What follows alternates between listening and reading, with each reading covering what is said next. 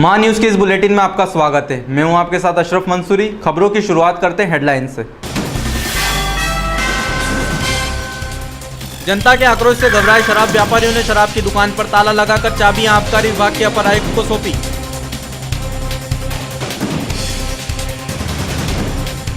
चंदन नगर में फायरिंग कर दहशत फैलाने वाले आरोपियों को पुलिस ने किया गिरफ्तार। आरोपियों का क्षेत्र में निकाला जुलूस।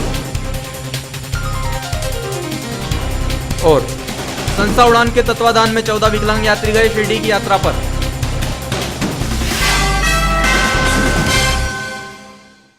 इंदौर में पिछले कुछ दिनों से जगह जगह खुल रही शराब दुकानों का विरोध हो रहा है। साथ ही शराब की दुकान पर तोड़फोड़ के मामले भी बढ़ रहे हैं, जिसके विरोध स्वरूप शराब व्यापारियों ने अपनी दुकानों पर ताला लगाकर चाबी अपर कमिश्नर को सौंपी। इंदौर के शराब व्यवसायियों द्वारा कलेक्टर कार्यालय पहुंचकर शराब की दुकानों पर हो रहे हमले और तोड़फोड़ व आगजनी की घटना से परेशान व्यवसायी इंदौर के अपर कमिश्नर मुकेश नेमा से मिले। व्यवसायियों ने यहां पर शराब की दुकानों पर हो रहे हमले और अन्य घटनाओं की जानकारी कमिश्नर को दी। व्यवसायियों की मांग थी कि शहर में जगह जगह जनप्रतिनिधियों और उनके समर्थकों द्वारा हमले की घटना को अंजाम दिया जा रहा है, तो ऐसे में डर कर व्यवसाय नहीं किया जा सकता। अगर शासन हमें इस मामले में उपयुक्त सुरक्षा मुहैया नहीं करा सकता तो हमारे द्वारा जमा की गई निधि और दस्तावेज हमें वापस सौंप दिए जाए। साथ ही शराब व्यवसायियों ने अपनी दुकान की चाबी कमिश्नर को सौंप दी।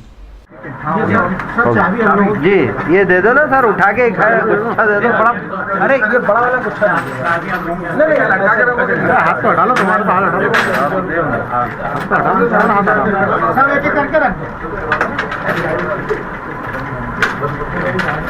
इंदौर शहर के सभी देशी विदेशी मदिरा के फुटकर लाइसेंस अभी जैसे उपस्थित हुए थे।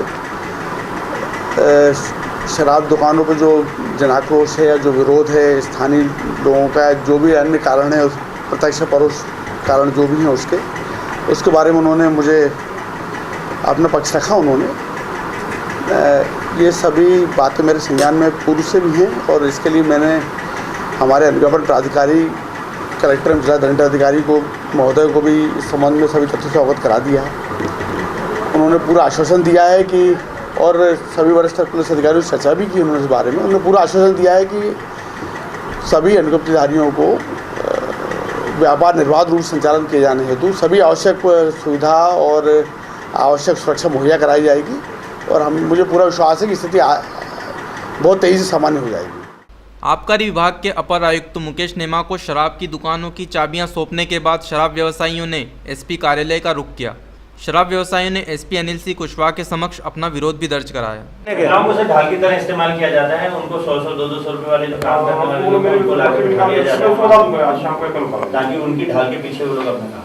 कल ग्वालियर में सर जो महिलाएं डांस कर रही थी वो सब दारू बेचती है, मलासिया थाने पूरे ब्लैकर है, पूरे ब्लैकर।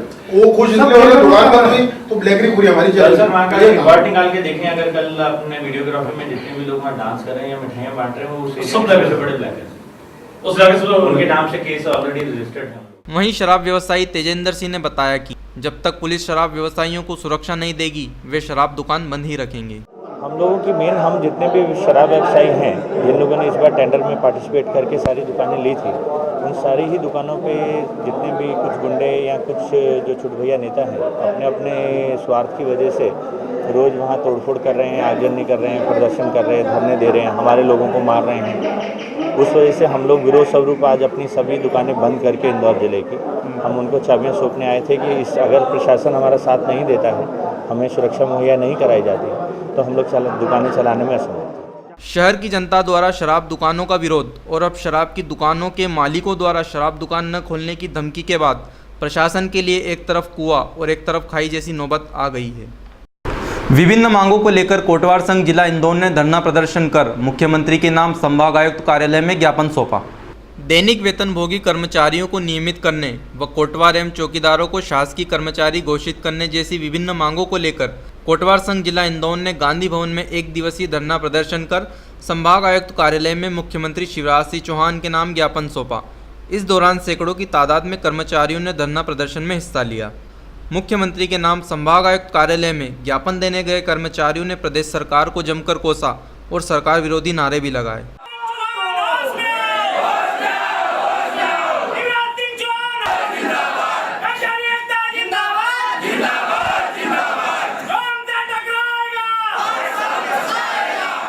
ज्ञापन में कोटवार संघ ने मुख्यमंत्री से निवेदन किया है कि संघ की मांगों को शीघ्र पूरा किया जाए। इंदौर के चंदन नगर में फायरिंग कर हमला करने वाले 5 आरोपियों में से 3 आरोपियों को पुलिस ने हिरासत में लिया। इंदौर के चंदन नगर थाना क्षेत्र में 3 अप्रैल की शाम को हबला और उसके 4 साथियों ने गीता नगर स्थित इम्तियाज के घर पर हमला कर दिया था, जिसमें हबला और उसके साथियों ने गोली भी चलाई थी, जो वहीं रहने वाले शाकिर हुसैन और 8 वर्ष की लड़की अरमा और उसकी बुआ को लगी थी।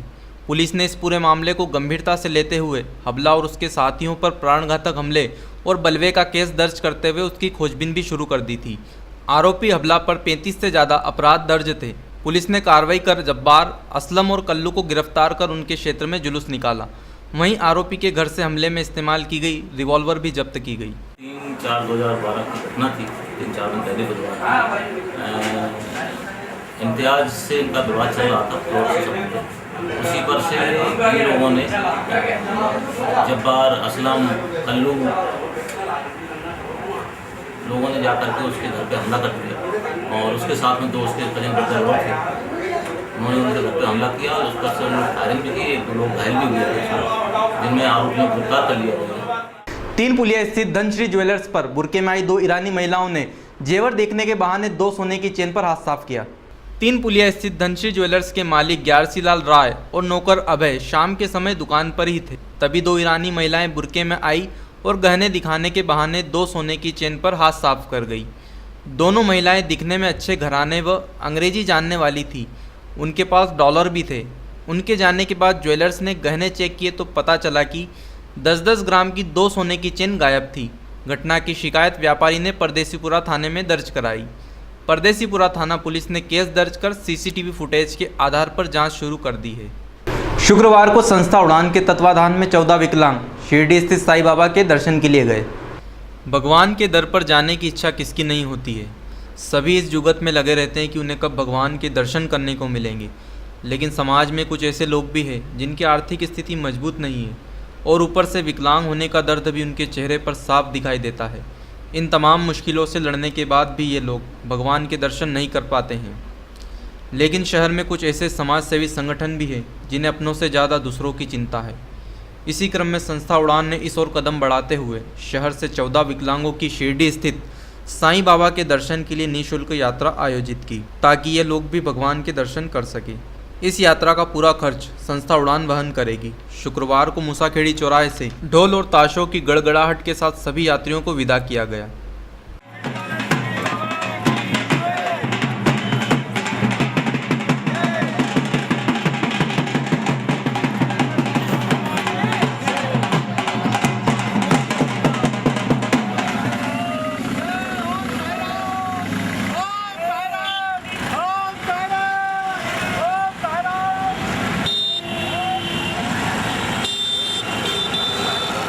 इस दौरान संस्था उड़ान की तरफ से शिरडी की यात्रा पर जाने वाले यात्रियों का फूल माला पहनाकर स्वागत भी किया गया। ये यात्री अपनी यात्रा के दौरान पूरी श्रद्धा से भगवान साईं बाबा के दर्शन करने के साथ ही भारतीय जनता पार्टी के स्थापना दिवस के दिन पार्टी के लिए प्रार्थना भी करेंगे। शिरडी साईं दरबार में मूसाखेड़ी रिंग रोड चौराहे से भारतीय जनता पार्टी के स्थापना दिवस की पूर्व संध्या पर 14 विकलांगों को यहाँ से भगवान शिरडी के दरबार में भेजा गया है। कल वो भारतीय जनता पार्टी के स्थापना दिवस पर प्रार्थना करेंगे, साथ ही सिंगापुर जाएंगे। ये आयोजन संस्था उड़ान के अध्यक्ष भाई अभय सिंह भदौरिया और उपाध्यक्ष आशु तोमर के नेतृत्व में किया गया है। इन सभी विकलांगों का आने जाने की सारी व्यवस्थाएं संस्था उड़ान की तरफ से गई है। इनको खाने की व्यवस्था, आने की व्यवस्था, वहाँ रहने की व्यवस्था ये संस्था उड़ान द्वारा की गई है। शनिवार को अंतर्राष्ट्रीय ज्योतिष वास्तु महासम्मेलन का शुभारंभ ज्योतिष वास्तु विश्व विद्यापीठम के तत्वाधान में किया गया।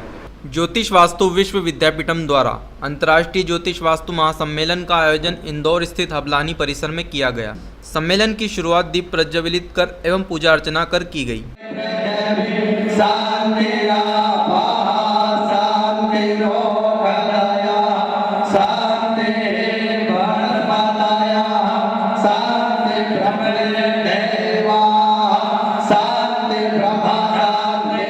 इस 2 दिवसीय महासम्मेलन में देश भर के 500 से भी ज़्यादा ज्योतिष एवं वास्तु के क्षेत्र में ख्याति प्राप्त विद्वान भाग लेंगे।